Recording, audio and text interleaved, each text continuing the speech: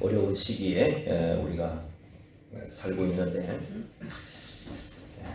이런 시대에 어떻게 살아가야 될지 또 하나님 말씀을 통해서 우리 한번 생각해보는 시간을 갖도록 하겠습니다. 지난주에 말씀드린 것처럼 데살로니가 전서는 종말에 대한 얘기를 하고 있습니다. 그래서 우리가 살아가는 지금 시대가 종말 시대다. 늘 그런 의식을 갖고 우리가 이 땅에서 살아야 된다 이렇게 말씀을 드렸습니다. 그러다 보니까 어떤 일이 발생하냐면 이제 종말에 대해서 잘못 생각하는 사람들이 많이 생각을 이렇게 나옵니다. 그러니까 이런 사람들은 성경을 안 보는 사람이 아니고 성경을 보긴 보는데 성경을 제대로 안 보는 거죠. 성경을 제대로 모르니까 이 잘못된 종말의 늪에 빠져가지고 헤어나오지 못하는 사람들이 굉장히 많습니다. 특히 이제 이단들의 특징 중에 하나가 바로 이 잘못된 종말론이라는 것을 생각해 볼 수가 있는데, 자, 우리는 이제 예수님 오실 때부터 다시 오실 때까지의 전 종말 시대 속에 우리가 살고 있는데, 그럼 이런 종말 시대에 어떤 삶을 우리가 살아야 되는가 하는 내용들을 이제 오늘 좀 보도록 하겠습니다. 이제 그 내용이 오늘 이건 말씀 속에 등장을 하고 있는데, 특별히 이제 오늘 그 5장 여러분들이 아마 거의 다 이제 알고 있을 그런 말씀 중에 한 부분인데 16절부터 22절까지 내용을 좀 한번 생각을 해 보도록 하겠습니다. 항상 기뻐하라, 쉬지 말고 기도하라, 범사에 감사하라. 이건 이제 내용이면 웬만한 사람들이면 다 암송을 하고 있고 외우고 있는 내용 중에 하나가 바로 이 말씀입니다. 그런데 이제 이 말씀이 여러분들이 16절부터 22절까지의 말씀이 단지 개인적으로 주어진 말씀인가 하는 부분에 대해서는 좀 생각을 해볼 필요가 있어요. 왜 그러냐면 여러분 5장 27절 한번 보세요. 27절을 보시면 이렇게 말씀을 했습니다. 내가 주를 힘입어 너희를 명하노니, 그 다음에 모든 형제에게 이 편지를 읽어주라 이렇게 말씀을 했어요. 자, 이게 이제 무슨 내용이냐면 오늘 여러분들이 이제 권사님이 나오셔서 이렇게 성경을 읽었잖아요. 그러니까 이 분위기가 지금 27절 말씀 분위기가 이 분위기예요. 그러니까 여기 편지라는 건 말씀이니까 요 앞에 나와서 하나님 말씀을 이렇게 읽어주는, 그러니까 이건 어떤 문맥이냐면 예배의 정황이죠. 전체 이렇게 회중들이 모였을 때 이 말씀을 이렇게 전해주고 있는 내용이기 때문에 이걸 그래서 우리 그 유명한 신학자인 존 스토트 목사님이라든가 아니면 랄프 마틴 같은 분들은 이건 분명히 예배의 문맥에서 읽어야 된다 이렇게 말씀을 합니다. 예를 하나 들어보겠습니다. 20절 말씀 보시면 자 뭐라고 되어 있습니까? 예언을 멸시하지 말아라 이렇게 되어 있잖아요. 멸시한다, 예언을 멸시한다 이렇게 되어 있는데 요걸 개인적으로 이제 보는 분들은 어떻게 생각을 하냐면 그 두 가지 이제 되게 나와요. 하나는 뭐냐면 이제 방언을 한다고 하시는 분들 계시는데 은사적인 측면으로 이해를 하는 겁니다. 그래서 만약에 어떤 분들이 막 방언을 한다고 하는데 그 방언 하지 마세요. 이렇게 하면은 요것은 예언을 멸시하라는 멸시하지 말라는 하나님 말씀을 어기는 겁니다. 이렇게 얘기하는 사람들이 있어요. 또 어떤 사람들이 있느냐면 소위 이제 미래를 얘기한다는 사람, 그 미래를 이렇게 얘기한다고 그래 당신 앞에 미래가 어떻게 될 거라고 이렇게 예언을 하는 사람도 있잖아요. 그죠? 예언이라고 하는 건데 그거 보고 사람들이. 근데 여기 예자는 미래 예자를 쓰면 안 됩니다. 원래는 마틸 예자를 쓰는 거죠. 그러니까 미래 예자를 쓰면 좋은 게 아니에요. 그런데 그렇게 생각을 해가지고 막 앞에 놓고 이제 막 당신 미래가 어떻게 될 거라고 얘기하는데 그런 거 하시면 안 됩니다. 이렇게 얘기하면 또 뭐라고 얘기합니까? 예언을 당신 멸시하고 있다고 이렇게 얘기를 하잖아요. 개인적으로 다 해석을 하는 거예요. 이걸 갖다가. 이 말씀을 그렇게 보면 안 된다는 거예요. 왜 그러냐면 이 말씀의 예언이라는 말은 지금 방금 전제가 어디에 주어지고 있는 말씀이냐면 교회로 모여가지고 예배하는 공동체에게 주어진 말씀이잖아요. 그죠? 그렇다면 여기서 말하는 예언이라는 것은 요한계시록 1장 3절에 뭐라고 되어 있냐면 요한계시록을 예언의 말씀 이렇게 했단 말이에요. 그러니까 그 교회인들에게 주어지는 하나님의 말씀을 뭐라고 부르고 있는 거예요? 예언이라고 부르고 있기 때문에 오늘날 말하면 설교와 같은 거예요. 설교와 같으니까 이 얘기는 무슨 얘기입니까? 설교를 여기 멸시한다라는 말이 나오는데 원래 멸시한다는 말은 업신여기고 또는 무시하고 또는 귀담아 듣지 않는 이런 표현이거든요. 그러니까 하나님의 말씀이 선포될 때 그걸 이렇게 귀담아 듣지 않는 사람들이 있거든요. 이걸 히브리서 2장 3절에는 뭐라고 써놨냐면 등한히 여긴다 그렇게 써놨어요. 등한히 여기는 거예요. 그러니까 말씀이 들려오는데 그냥 하나님 말씀이 이렇게 선포가 되는데 별로 그거 귀담아 듣지 않고 그냥 등한히 여겨버리는 거예요. 무시하고 때로는 없이 여기는 건데 그거 하지 말라는 거예요. 그러니까 여기서 예언을 멸시하지 말라는 것은 누가 와가지고 막 개인적으로 막 뭔 일을 얘기하는데 그거 뭐 하지 마, 그거 하지 말라고 할 때는 이거 예언 멸시하는 거야. 뭐 그런 쪽으로 얘기하는 게 아니라 예배를 통해서 이렇게 회중들이 모여가지고 예배를 드리는데 하나님의 말씀이 선포가 될 때에 그 말씀을 귀담아 듣지 않고 그 다음에 그 말씀을 업신여기게 그거 하지 말라는 거예요. 네? 그러니까 이 말씀을 잘 이해를 해야 우리가 이 말씀에 대해서 잘못된 길을 빠지지 않아요. 왜 그러냐면 이단들이 이 말씀을 꼭 갖다 써요. 꼭 갖다 써가지고 자기들이 예언을 하고 있는데 그걸 무시하고 있다, 멸시하고 있다 이렇게 얘기를 하거든요. 그러니까 이런 말씀을 여러분 잘 이해를 하셔야 됩니다. 그러니까 정황이 어떤 정황이라고요? 예배 정황이고 교회로 모임 정황이다. 이걸 분명히 알고 우리가 이 말씀을 대하셔야 됩니다. 자, 그러면 이제 이 말씀을 16절부터 22절까지 전체 말씀을 한 가지 딱 걸어놓은 핵심 역할을 하는 말씀이 하나가 있어요. 이제 그걸 우리가 찾아야 되는데 우리 말씀에는 그냥 끊어져 있잖아요. 항상 기도하라, 항상 기뻐하라, 쉬지 말고 기도하라, 범사에 감사하라. 그 다음에 성령을 소멸하지 말며 예언을 멸시하지 말고 이렇게 쭉 이어져 가잖아요. 그런데 이게 이제 원래는 항상 기뻐하라, 쉬지 말고 기도하라, 범사에 감사하라, 19절 성령을 소멸하지 말라. 이게 전부 다 뭐로 되어 있냐면 현재 명령형으로 되어 있어요. 명령형입니다. 이거. 그러니까 해도 되고 안 해도 되는 게 아니라 모든 그리스도인이라면 다 이렇게 살아야 된다는 현재 명령형으로 되어 있어요. 그러니까 여기에서 이제 가장 중심 구조로 걸려있는 구절이 바로 어디냐면 19절 말씀입니다. 19절 말씀도 현재 명령형으로 되어 있습니다. 이건 이제 종말 시대에 어떻게 살아야 되는가를 우리에게 말씀해 주는 중요한 내용인데, 자, 19절 한번 같이 읽습니다. 시작. 성령을 소멸하지 말며. 그러니까 사도행전 2장에 오순절날 성령님이 임하고부터 종말이 시작됐잖아요. 그죠? 그때부터 종말이 시작했다고 얘기하죠. 그죠? 그러니까 종말 시대의 삶의 특징은 뭐냐면 성령님과 교회가 어떻게 함께 가느냐가 굉장히 중요해요. 그죠? 여기 중요한 거예요. 그러니까 우리 시대의 교회가 가장 중요한 건 뭐냐면 성령과 함께 가는 그 삶을 살아가는 겁니다. 그럼 어떻게 살아가냐가 굉장히 중요하거든요. 그 부분을 우리에게 가르쳐 주는데 한번 우리가 그 말씀을 좀 더 보겠습니다. 자, 소멸한다는 말을 쓰고 있는데 이 소멸한다는 말은 이게 원래 불을 끈다.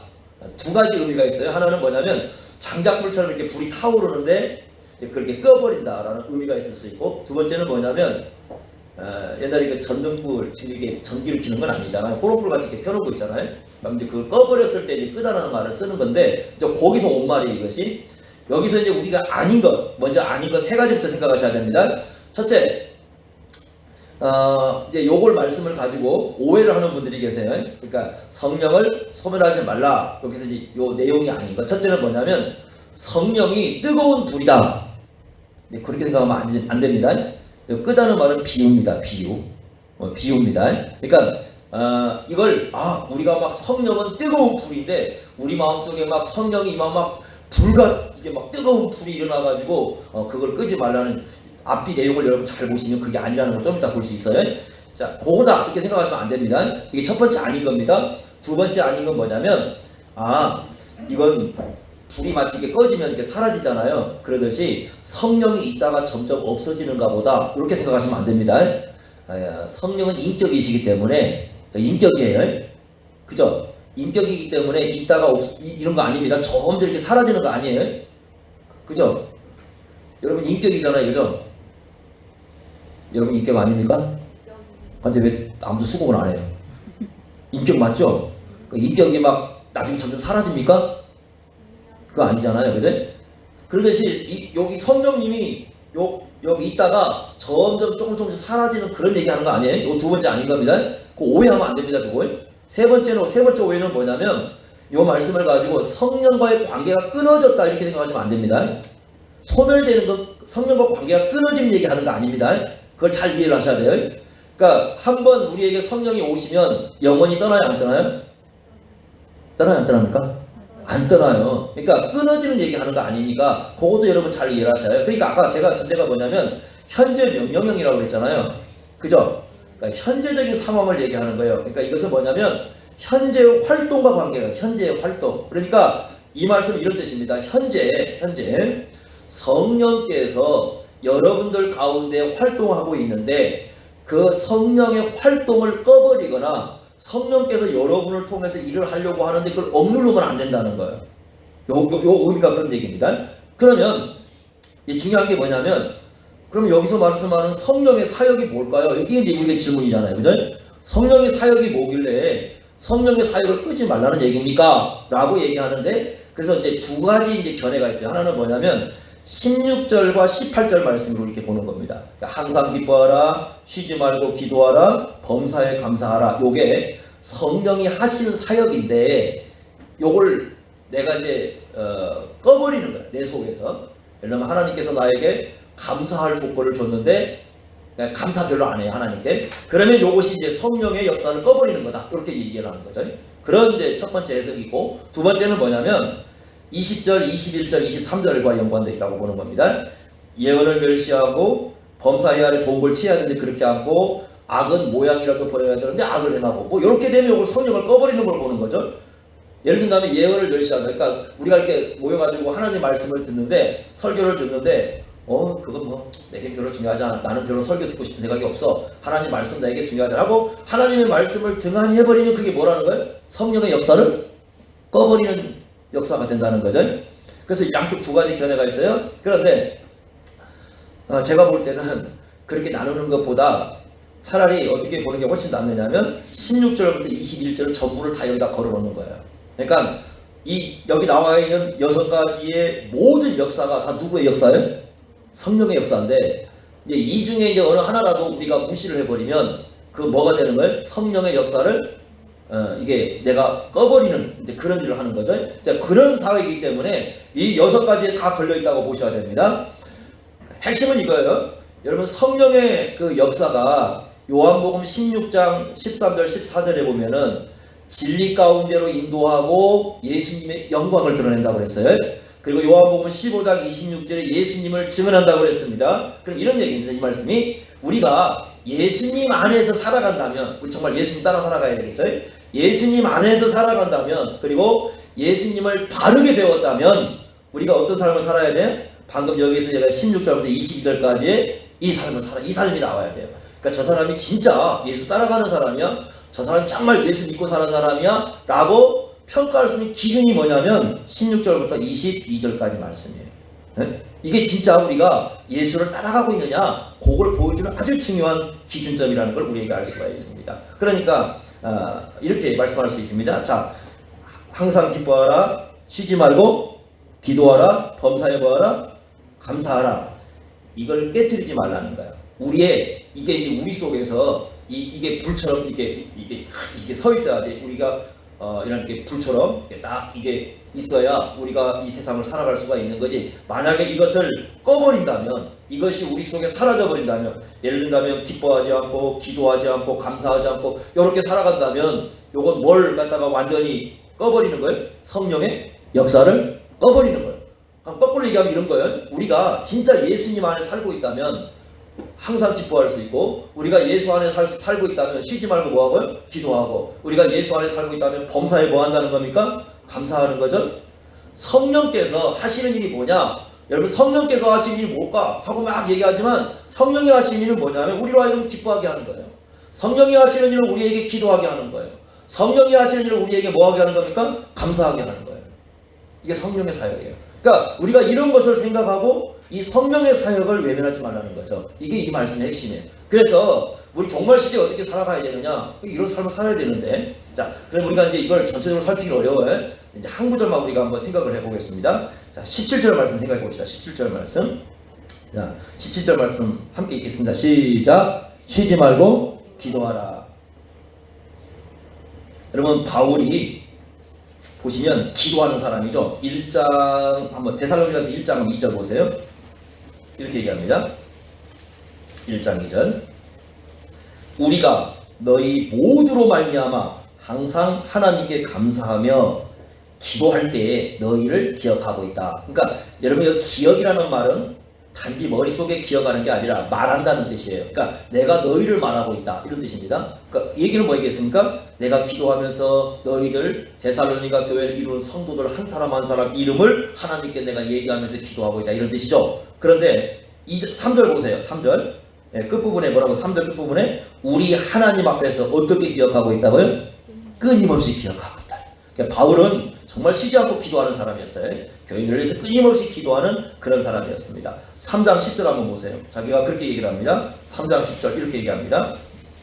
예, 교회를 위해서 어떻게 하고 있는지 한번 보겠습니다. 3장 10절 말씀. 자, 이렇게 말씀했습니다. 바울이 뭐라고 되어 있냐면 주야로 심히 뭐하고 있다? 간구하고 있다. 이게 이제 바울의, 그러니까 바울 자신이 어떻게 하고 있었어요? 늘 쉬지 않고 기도하고 있는 그런 삶의 모습을 우리가 볼 수가 있습니다. 자, 이것은요, 쉬지 말고 기도하라는 말씀은 우리가 구약으로 좀 돌아갈 필요가 있습니다.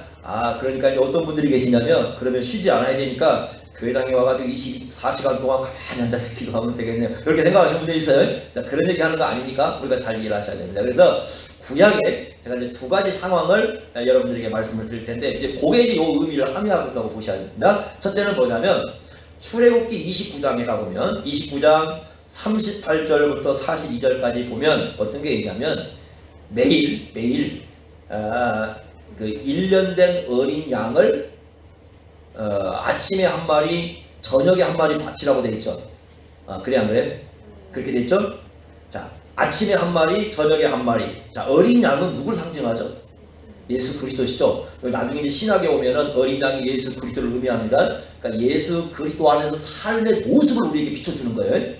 이해가 되십니까? 예수 그리스도 안에서 삶의 모습을 우리에게 비춰주는데, 아침에 한 마리, 저녁에 한 마리. 이 말은 다른 말로 하면 규칙적으로 그 말이죠. 규칙적으로. 그러니까 쉬지 않고 기도한다는 건 늘 교회당에 앉아서 기도한다는 뜻이 아니라, 너희들 삶에 뭘 해라? 규칙적인 기도의 시간을 두라는 거예요. 네? 규칙적으로. 마치 아침에 한 마리, 저녁에 한 마리. 이거 매일 해야 되잖아요. 그죠? 그러듯이 규칙적으로 이렇게 우리의 기도 시간을 두고 기도 생활을 하라. 이렇게 말씀을 합니다. 이게 첫 번째 하나의 의미가 되고요. 또 하나는 뭐냐면, 여러분 기도에 대해서 얘기할 때 요한계시록 5장 8절에 향이라는 말을 쓰고 있어요. 향이 올라가잖아요. 그 향을 성도의 기도라고 표현했죠. 그죠?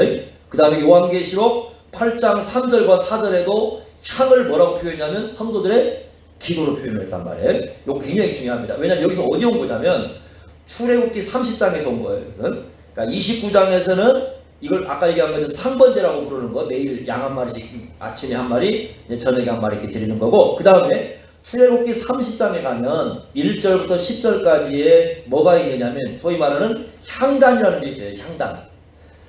이렇게 뭐 향단이 큰 건 아니에요.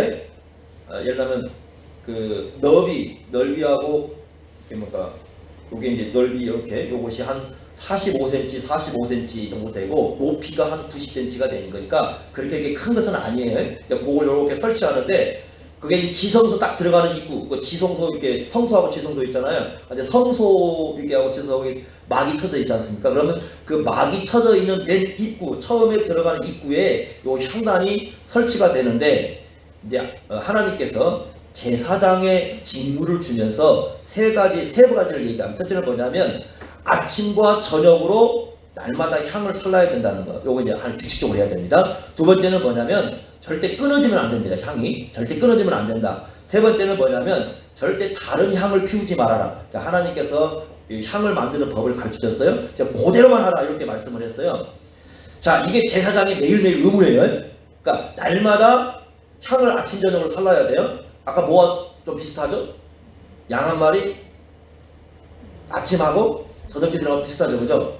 그 다음에 요 향도 그냥 매일 아침과 저녁에 살라야 됩니다. 그 다음에 끊어지면 절대 안 되죠? 끊어지면 안 돼요. 규칙적으로 계속 이걸 해야 됩니다. 요게 바로 어떤 의미냐면 쉬지 말고 하라는 얘기예요. 이해가 되십니까? 쉬지 말라는 의미가. 그러니까 쉬지 말라는 의미가 계속 교회당 와서 살아라 그 얘기가 아니라 날마다 어떻게 하라? 규칙적으로 이 기도 생활을 여러분들 삶에서 이어가도록 하라 이렇게 말씀을 하고 있어요. 그런데 둘 다 아까 얘기한 양을 바치는 거하고 향을 사르는 것이 누가 하는 의무입니까? 제사장이 하는 의무죠. 이게 중요한 겁니다. 이게 제사장이 하는 의무예요. 우리 예수 믿는 사람들이 이 땅에 살아가면서 우리가 평생 동안 해야 할 것이 뭐냐면 절대로 이 교회와 우리 예수 믿는 사람 기도의 이 향이 끊어지면 안 됩니다. 기도의 향이 끊어지면 안 됩니다. 우리 그 향을 가진 교회는 어떤 교회냐? 기도하는 교회고, 향을 가진 그리스도인은 어떤 그리스도냐면 기도하는 그리스도인입니다. 이게 왜 중요하냐면 교회가 왜 이 땅에 있느냐? 여러분, 교회가 왜 이 땅에 있어요? 이게 중요하죠. 베드로전서 2장 9절에 이렇게 말씀했어요. 교회를 얘기할 때 왕같은 제사장이라는 거예요. 제사장입니다. 그죠? 그 다음에 요한계시록 1장 5절과 6절에 보면은 예수님의 피로 말미암아 우리를 구원하신 목적이 뭐냐면 이 땅에서 어떤 사명을 감당하는 거예요? 제사장 사명을 감당하는. 그러니까 제사장 사명은 두 가지예요. 하나는 뭐냐면 우리가 세상을 향해서 복음을 전파하는 거, 예수를 말해주는 게 하나 제사장 사명이고요. 두 번째 역할은 뭐니까 바로 이겁니다. 우리가 세상을 위하여 어떻게 하는 겁니까? 하나님 앞에 나가서 뭐 하는 거예요? 기도하는 거예요. 이게 제사장 사명이에요. 예? 우리는 이걸 위해서 존재하는 겁니다. 그러니까 세상을 위해서 우리가 기도할 때 우리가 정말 이 제사장 사명을 올바로 감당하는, 이건 의무고 사명입니다. 그러니까 쉬지 말고 기도하라는 말씀은 아까 명령형이라고 했잖아요. 야, 시간 나면 하고 시간 안 나면 하지 마. 요 얘기가 아니라 시간이 나든 안 나든 관계가 없어요. 이건 제사장이라면 당연히 어떻게 해야 할 의무인 거예요. 이건 기독교인들의 의무입니다. 여러분, 소방관이 있다고 생각해보세요. 예, 선생님, 소방관이 있습니다. 옆에 불이 났습니다. 가야 됩니까? 안 가야 됩니까? 근데 안 가고 쳐다보고 있으면 뭐라고 할 거예요? 불이 났는데 소방관인데 일반 사람이 안 가는 거 뭐라고 않잖아요. 소방관인데 안 가고 쳐다보고 있어요. 그럼 여러분 뭐라고 할 겁니까? 그 사람을 향해서 뭐라고 할 거예요? 잘했다고 할 겁니까? 그러면 바로 비난 나오겠죠? 뉴스거리 나오겠죠? 소방관인데 불났는데 쳐다보고만 있어. 뭐 딱 사진 하나 찍어서 나오겠죠? 멍하니 쳐다보는 얼굴, 불이 난 얼굴. 세상이 불이 났어요. 세상이 지금 위기에 처해 있습니다. 세상이 어려움에 처해 있습니다. 마치 뭐와 같은 거냐면 어느 집에 불이 난 거와 똑같은 거예요. 그런데 소방관이라는, 우리 다 소방관들이에요. 예를 들면 제사장이라는 우리가 소방관이 된 거예요. 그럼 우리가 해야 할 일이 뭐냐? 우리가 세상을 향해서 여러분 뭘 하겠습니까? 해야 할 게 뭐겠어요? 제가 코로나 되고 딱 발생했을 때 그 얘기 했었습니다. 제가 내가 만약에 의사라면 진짜 나 우유통 치고 나 대구로 갔을 거야. 내가 의술이 없으니까 나 가면 오히려 걸려가지고 그래서 나 못 가. 그런데 못 가지만 세상이 이렇게 됐을 때 적어도 교회가 예를 들면 수요 예배를 못 드릴 수도 있고 뭐 주일 오후 예배 못 드릴 수 있어요. 그러나 절대 교회는 기도는 끊으면 안 돼. 왜냐하면 지금 우리가 기도하는 건 뭐냐면 그 불난 그 집에 소방관이 불 끄러 들어가는 거예요. 의무입니다, 그게. 그러니까 세상이 위기에 처했을 때, 교회가 위기에 처했을 때 교회가 해야 할 일은 뭐냐면 기도하는 겁니다. 그거 안 하면요, 불이 나고 있는 그 불제 소방관이 멍하니 쳐다보면 똑같은 거예요. 우리가 제사장 나라의 사명을 감당하고 있는 사람들이니까요. 세상에서 우리는 그것 때문에 있는 거라니까. 그래서 우리는 이 세상을 위해서 기도해야 되는 게 사명이고 의무예요. 쉬지 말고 기도하라는 말씀은 그런 의미를 담고 있는 말씀이에요.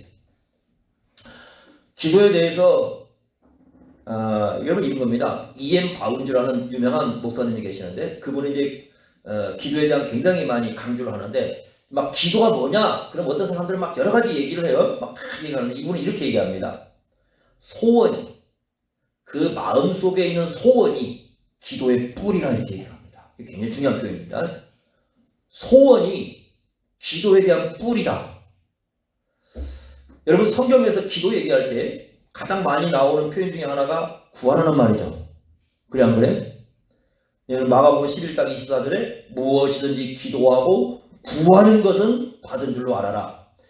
야고보서 4장 2절에 이렇게 말씀했어요. 너희가 얻지 못하면 뭐하지 않기 때문이다? 구하지 않기 때문이다. 예수님이 말씀하셨어요. 구하라. 그래야 내가 뭐 할 수 있다? 얻을 수 있다. 그런데 이 바울은 이런 얘기합니다. 구하려면 소원이 있어야 된다. 그래 안 그래? 여러분 마트 가서 그냥 마트를 그냥 멍하니 가는 사람 없잖아요. 마트를 가려면 내가 뭔가를 사야 된다는 생각이 있죠. 그래 안 그래?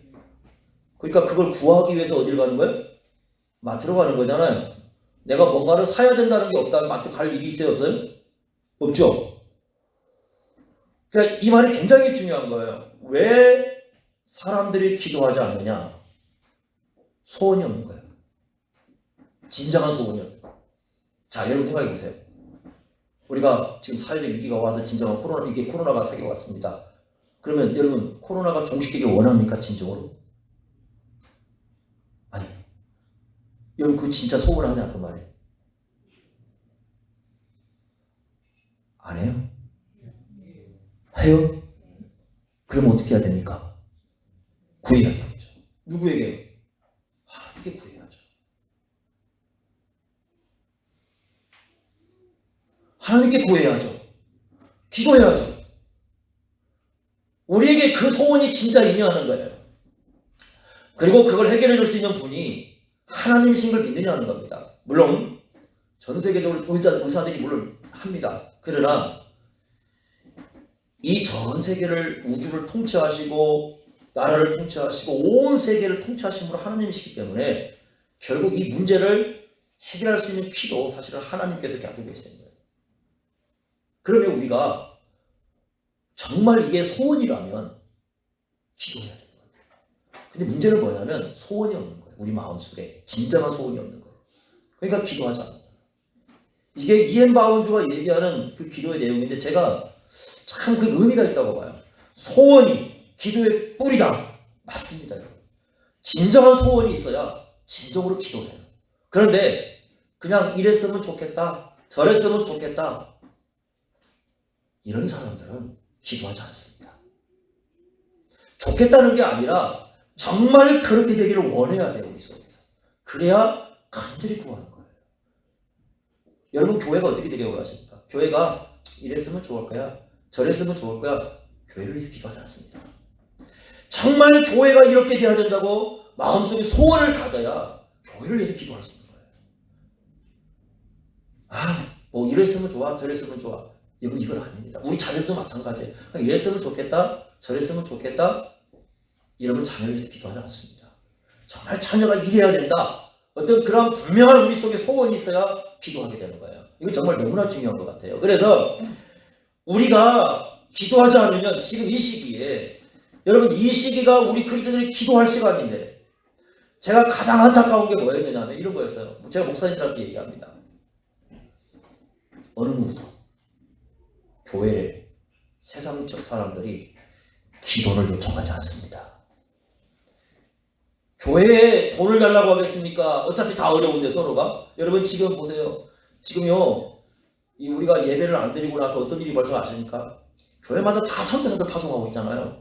선교사님들에게 선교비를 못 보내가지고 교회가 다 빚내고 있어요 지금. 선교사를 많이 파송할수록 더 힘들어요 지금 교회들마다. 그러니까 한 달 예배를 못 드리는 웬만한 축구 교회들은 지금 전부 다 허덕이는 게 뭐냐면 선교사들은 들어오지도 못하고 나가지도 못하고 있는데 그 선교사들에게 선교비를 보낼 수가 없어가지고 교회가 빚을 내야 되는데 돈을 안 주는 거야.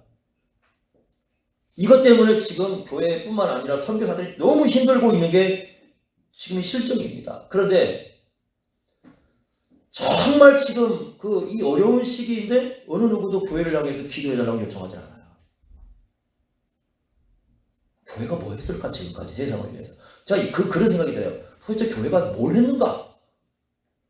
뭘 했길래 이 중요한 시기에 교회에다가 정치가들이 다른 건 몰라도 야 교회가 뭘 해줄 게 아니라 의사를 어떻게 하겠습니까? 그냥 다른 건 모르지만 적어도 교회를 위해서 이 나라를 위해서 기도 좀 해달라.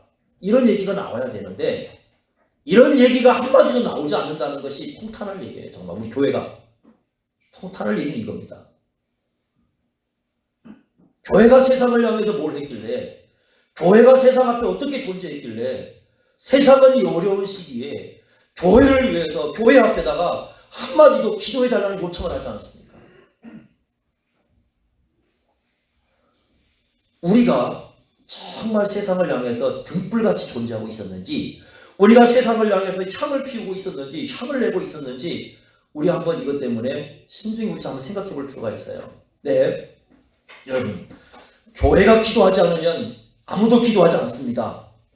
하늘에 계신 아버지께 기도할 수 있는 사람은 하나님의 자녀만 기도합니다. 하나님의 자녀들이 기도하지 않으면 아무도 기도하지 않습니다. 하나님의 자녀의 기도가 아니면 아무도 우리의 기도를 듣지를 않습니다. 하나님께서.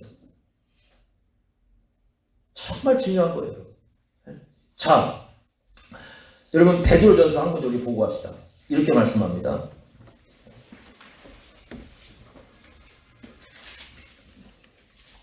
베드로전서 3장 12절 한번 보세요. 12절.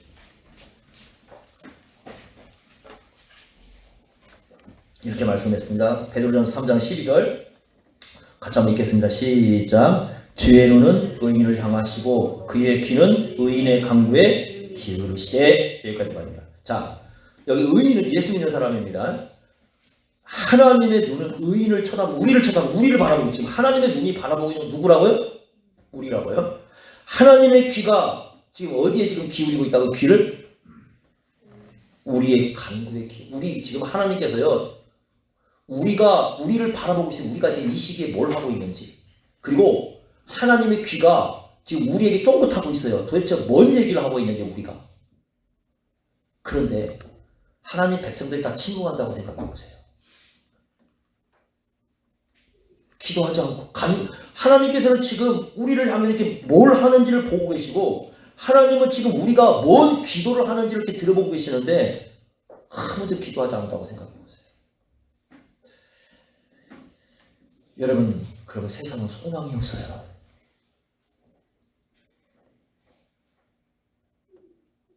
교회도 소망 없고 세상도 소망 없어요. 예수 믿는 사람들이 기도하지 않으면 세상은 어둠이에요. 빛이 없어요. 지금 이 시기에 그래서 저와 여러분들이 해야 할 일이 뭔지 아십니까? 기도하는 거예요. 기도해야 됩니다. 정말 기도해야 됩니다. 세상을 마음에 품고 기도해야 됩니다. 수요 예배는 못 드릴 수 있고요. 주일 오후 예배 못 드릴 수 있어요. 그러나 절대 기도의 등불은 꺼뜨리면 안 됩니다. 이게요, 우리가 감당해야 할 제사장 사명이에요. 이거 안 하면 소망 없는 거예요. 이 말씀이 그래서 우리에게 너무 중요해요. 쉬지 말고 기도하라. 세상을 향해서 너무 중요한 말씀이에요. 자, 한 가지 우리가 더 보고 마치겠습니다. 데살로니가전서 눈에 띄게 강조하는 게 하나가 있습니다. 다시 한번 가보세요. 잠깐 1장 6절 한번 보겠습니다. 1장 6절. 자, 데살로니가 1장 6절에 이렇게 말씀했습니다. 자, 이렇게 말씀했어요. 또 너희는 많은 환난 가운데서 성령의 기쁨으로 말씀을 받아 우리와 주를 뭐하는 자가 되었다? 본받은 자가 되었다. 본을 받았어요. 주님으로부터 본을 받았습니다. 그런데 7절 보세요. 7절. 본을 받았는데 이제는 뭐라고 되어 있냐면, 그러므로 너희가 마게도냐와 아가야에 있는 모든 믿는 자에게 뭐가 되었다? 본이 되었다고 얘기합니다. 이제 본이 되었어요. 세 번째. 8절 보세요. 주의 말씀이 너희에게서도 마게도냐와 아가야에게 들 뿐만 아니라 하나님을 향하는 너희 믿음의 소문이 각처에 어떻게 됐어요? 퍼졌어요. 그러죠? 자, 생각해보세요. 첫 번째 본을 받았어요. 두 번째 본이 되었어요. 세 번째는 그 본이 어떻게 됐어요? 퍼졌어요. 요 본이라는 말에다가 이제 그 레온 모리스라는 유명한 신학학자는 뭐라고 부르냐면, 본이라는 것은 세계성이다 이렇게 써요. 세계성이다. 그러니까 제가 쓰는 표현을 이렇게 쓰시면 됩니다. 거기다가 기념비적이다. 기념비적이다. 그 시대의 역사의 기념비적인 교회, 다시 말하면 예수를 따르는 기념비적인 교회로 데살로니가가 남아있다. 이렇게 여러분 이해하시면 됩니다. 자, 이거 너무 중요한 건데요. 여러분, 이 시대에 수많은 교회가 있어요. 그래요, 안 그래요? 엄청나게 많은 교회들 있죠? 예? 그 역사 속에 수많은 교회가 있었죠? 그렇습니까? 안 그렇습니까? 그런데 기념비적인 교회는 몇 개나 될까요? 기념비적인 교회는. 자, 여러분 에베소 교회요. 에베소 교회 지금 있어요, 없어요? 에베소 교회가 안 가봐서 모르죠? 없어요. 에베소 교회 1세기에 존재했다가 다 사라져버렸어요. 역사 속에 존재하지 않아요. 지금은 사라졌습니다. 그런데 에베소 교회가 지금 우리에게 기념비적으로 남아있어요? 안 남아있어요? 우리에게는 남아있죠? 이게 상당히 중요한 의미를 갖고 있습니다. 자, 여러분이나요, 저나 어차피 다 죽을 거죠? 맞죠? 그리고 여러분, 목자의 음성 교회라는 교회가 영원히 존재할 것 같습니까? 천만의 말씀입니다. 이 땅에 존재하는 이름을 가진 교회가 영원히 남을 것 같습니까? 천만의 말씀입니다. 자기 한 세대의 역사 속에 살다가 그 교회는 사라져 버릴 수 있어요? 그러죠? 기념비라는 건 뭐냐면 어차피 여러분이나 저나 한 번뿐인 인생 살아갑니다. 그리고 한 교회를 이뤘습니다. 우리가 이렇게 교회를 이룰 때 방금 데살로니가 교회처럼 이 본이 될 수 있는 교회, 예수를 따르는 데 있어서 본이 될 수 있는 그러한 교회를 이뤄냈을 때 그게 어떤 교회가 되는 거예요? 기념비적인 교회가 되는 겁니다. 이게 정말 중요한 겁니다. 여러분과 제가 이룰 교회가 기념비적인 교회가 되느냐 안 되느냐는 굉장히 중요한 거예요. 자, 예를 하나 들어보겠습니다. 영원히 남는 사람, 영원히 기념비적으로 남는 사람이 어떤 사람이 될 것 같습니까? 성경에 보면 믿음의 사람입니다. 자, 누가복음 1장 48절인가요? 거기 누가복음 1장 48절에 마리아에게 천사가 와서 이렇게 얘기합니다. 너는 만대의 복이 있을 것이다. 이렇게 얘기하고요. 마리아는 이렇게 얘기합니다. 하나님이 어떤 분이냐? 하나님은 뒤집는 분이다. 그래서 가난한 자를 높이 세우시고 높은 자를 완전히 내리시는 분이시다. 이렇게 얘기합니다. 그 당시에 마리아는요 10대 여성이었어요. 10대 여성인데 예수님을 잉태했습니다. 저 시골에요, 저 시골에 진짜 동네로 따지자면 아무도 알아주지 않는 저 시골 나사렛 동네에 한 여인으로 그냥 10대 삶을 임신해가지고 아이 낳아가지고 살아가는, 아무도 알아주지 않는 그런 여인이었어요. 마리아 물어보면 아무도 몰라요. 누군가 마리아, 그 마리아? 그 동네 사람 외에는 거의 몰라요. 그 당시에, 자 여러분 한번 물어봅시다. 리비아 알아요? 리비아? 리비아. 아, 들어봤어요? 안 들어봤어요? 기억이 없구나. 옥타비아 알아요? 옥타비아. 몰라요? 안토니아 알아요? 그래, 옥타비아는 비슷하게 들어본 것 같고, 안토니아 들어본 리비아? 누구야? 여러분, 위대한 그 당시 최고의 황제라고 부르는 그 시오노 나나미가 가장 위대한 황제라고 부르는 누굽니까? 그 황제가 아우구스트 비슷한데 그 사람인데 우리는 뭐라고 아우구스라고 번역이 돼 있잖아요. 옥타비아누스. 그 아내입니다. 아내 이름이에요. 그 당시에요 전 세계에 황제 부인 이름을 모르는 사람이 누가 있겠어요? 그래 안 그래요? 다 알죠? 다 알아요. 황제, 방금 옥타비아, 안토니아 다 황제들하고 관계된 여인들이에요. 그러니까 이 여인들은 그 당시 세계에서는 가장 이름나고 사람들이 추앙하고, 뭐 누구 그러면 그 사람 똑같은 거 그래요. 박근혜 대통령 이름 알아요? 몰라요? 박근혜는? 다 알죠? 알아요? 몰라요? 다 알잖아요. 그죠? 네? 어디 가서 이남수 그러면 알까요? 모를까요? 네? 되게 잘 모르죠? 자, 그런데 그러면 생각할 때, 역사가들 생각할 때 역사 대대로 누구의 이름이 남아야 돼? 누구의 이름이 나와야 돼요?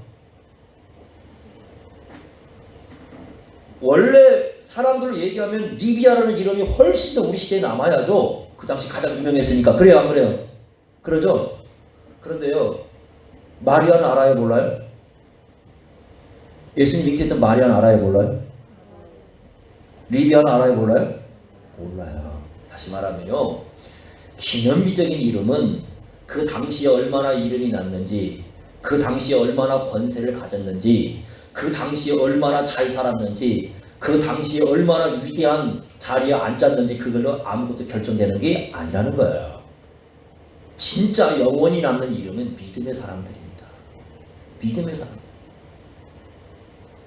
진짜 믿음을 갖고 그 시골에서요, 어렵게 살았어요, 마리아. 어려운, 여러분, 그 말이 그렇죠. 그 예수님이 뭐, 석공일을 했다는데 그게 굉장히 어려운 바닥의 삶이에요. 정말 바닥의 삶이에요. 예수님 손은 매끄러운 손이 아니에요. 예수님은 우리가 그림 그릴 때 매끄러운 여성의 손으로 그려놓는데 예수님의 손은 투박한 손이에요. 여기 상처나고 저기 상처나고 예수님의 손은 노동판에 굴러먹은 손이에요. 얼굴 시커멓게 타고요. 예수님 그런 손이에요. 마리아도 그런 삶을 살았어요. 아무도 기억지 않았습니다. 저 식으로 아무도 몰라요. 그런데 역사 대대로 기념비적으로 갖고 있는 사람은 누구였어요? 마리아는 여인이었지 리비아나 옥타비아나 같은 이런 유명한 황제들과 관계된 여인들이 아니란 말이에요. 교회요? 자, 물어보겠습니다. 여러분 중세 교회 중에 기억나는 교회 어디가 있어요? 한번 얘기해주세요. 중세 교회 중에 얘기 한번 해주세요. 중세 1000년 동안에 있었던 교회 중에 머릿속에 기억나는 교회 있으면 한번 얘기 한번 해보세요. 있어요, 없어요? 1000년 동안 엄청난 교회당 크게 짓고 그 당시 수많은 사람들이 모인 교회당 기억나는 거 있으면 한번 얘기해 보라니까. 없죠? 자, 데살로니가 교회는 기억나요, 안 나요? 네? 나죠? 그래? 마스크 했다고 여러분 입 움직이는 거 안 보인 줄 아세요? 다 바른 거 다 보여요. 데살로니가 교회 기념비죠. 역사 속에서요. 우리 어거스틴 히포에서 그 교회했던 교회, 여러분 그 당시에요 엄청나게 수가 많이 모이고 교회당 큰 교회들 굉장히 많았어요. 어거스틴이 목회한 교회는 아프리카 교회야. 아프리카 교회인데 성도도 안 많아요. 제가 이제 그 정확한 수를 찾아서 나오진 않는데 그 수가 아마 200명 정도 된 것 같아요. 그런데요, 지금 전 세계 지금 2000년 역사 흘러오면서요, 그래도 역사 속에 남아서 기념비적으로 서 있는 교회는 그 교회예요. 그 당시 존재했던 대형교회 하나도 기억나는 거 없어요. 다시 말하면 기념비적인 교회라는 건 교회가 얼마나 규모가 큰지, 얼마나 사람이 많이 모였는지, 예산이 얼마나 요걸로 결정되는 게 아니라 우리가 정말 어떻게 살아야 돼요? 예수 그리스도의 이름을 갖고 예수님 따라서 살아가는 그런 믿음의 삶을 살아갈 때 우리 교회가 어떤 교회로 남는다고요? 기념비적인 교회로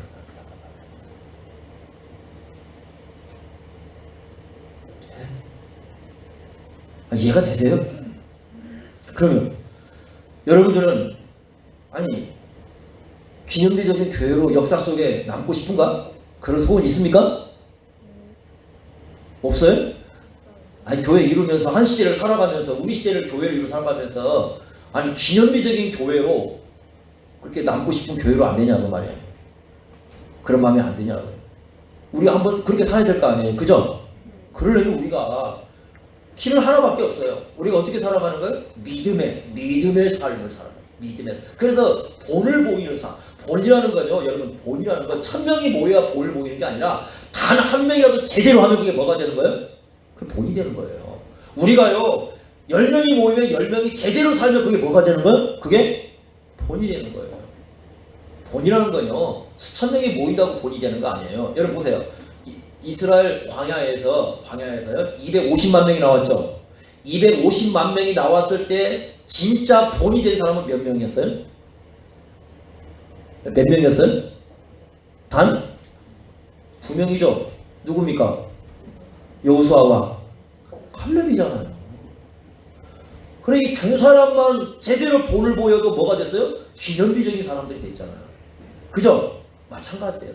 우리가요, 기념비적인 교회를 이루는 길은 우리가 예수를 믿는 정말 올바른 본을 보이는 거예요. 그게 우리가 해야 할 가장 중요한 사명이에요. 여러분들이 이런 사명 감당할 때 역사 속에서 제대로 또 제사장 사명도 감당하는 거예요. 그래서 이런 시기에, 이런 위기의 시기에 우리가 해야 할 정말 기념비적인 일이 있다면 여러분 기도하는 겁니다. 제가 땅 사명합니다. 기도하셔야 됩니다. 네? 기도하셔야 됩니다. 교회로 못 오시면 여러분 가정에서라도 기도하셔야 되고 여러분이 서 있는 일터에서라도 기도하시고 좀 우리가 그런 좀 삶을 살아 기도하셔야 돼요.